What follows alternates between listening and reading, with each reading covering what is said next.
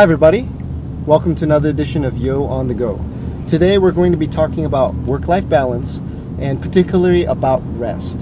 Now we've talked about work-life balance and saying, you know what, there is no balance. You're going to be spending the majority of your time in work and most of your life will be your work.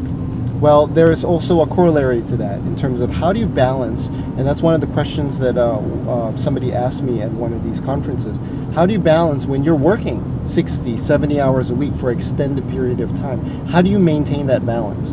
And I would say that at that moment, there is no balance. You have your family, you have everybody around you supporting you so that you can push and go as far as you can, right? And being able to do crazy things at crazy hours, that's part of your work.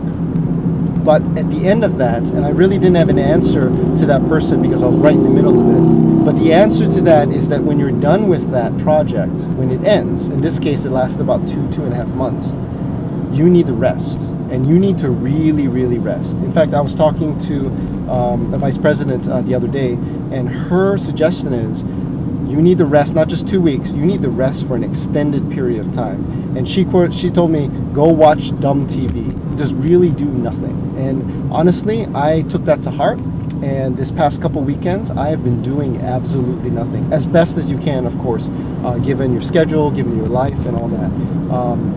And with that absolutely doing nothing, it's important because there's something about you that gets used up in this, whether it's physical, whether it's mental, emotional, it gets used up. And you really need to set that moment to think back and say, was it worth it? And the answer for me was yes.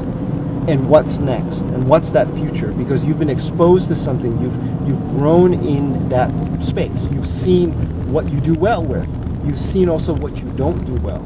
And so think about that. That's where that rest and restoration is. So I encourage you all, if you're going through a very hard time, once you're done with that project, once you're done with that performing, do nothing. Do absolutely nothing. So that's the edition of today's Yo on the Go.